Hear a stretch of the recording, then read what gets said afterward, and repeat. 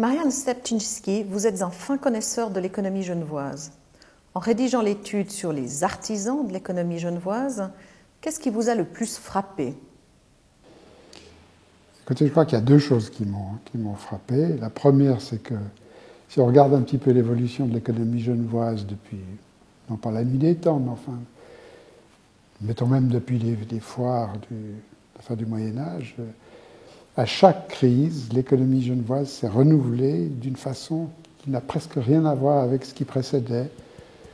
Il y a eu l'arrivée de l'horlogerie après les indienneries qui ont disparu. Ensuite, si je remonte moins loin dans le temps, vous regardez ce qui s'est passé après les deux guerres mondiales. Vous avez l'arrivée de tout ce qui est la Genève internationale sur le plan gouvernemental.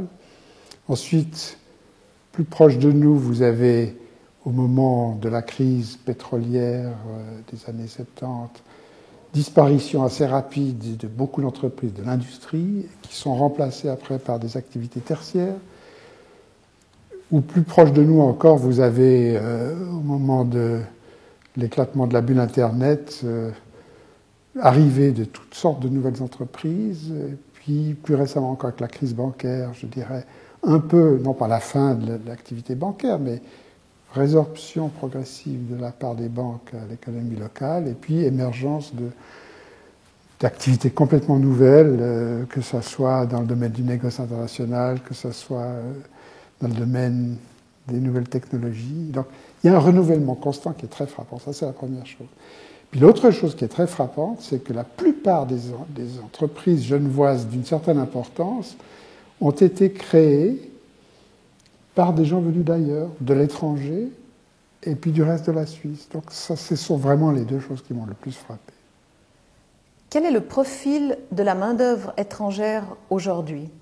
S'est-il modifié au cours du temps? Comment vous dire?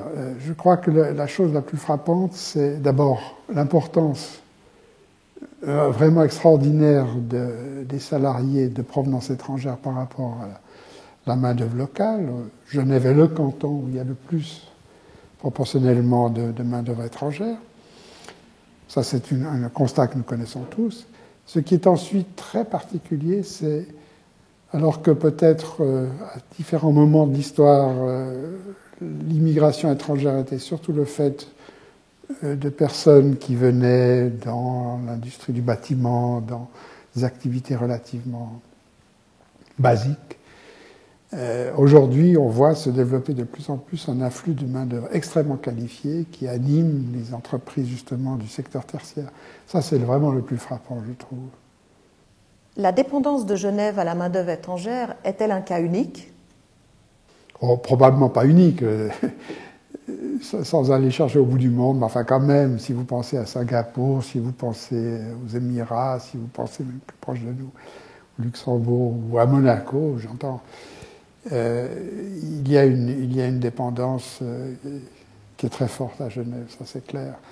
Mais c'est une dépendance qui est un peu dangereuse aussi, parce que notamment lorsqu'on voit se développer des multinationales qui attirent beaucoup de main-d'œuvre très qualifiée, on se dit il ne faudrait pas que Genève les perde, parce que si pour des raisons de dégradation de l'environnement fiscal notamment, ces entreprises quittaient Genève, quand même presque le quart du produit intérieur brut genevois, si on peut le qualifier ainsi, dépend des multinationales étrangères. Si ces entreprises, avec leur personnel, quittaient Genève, notre économie flancherait.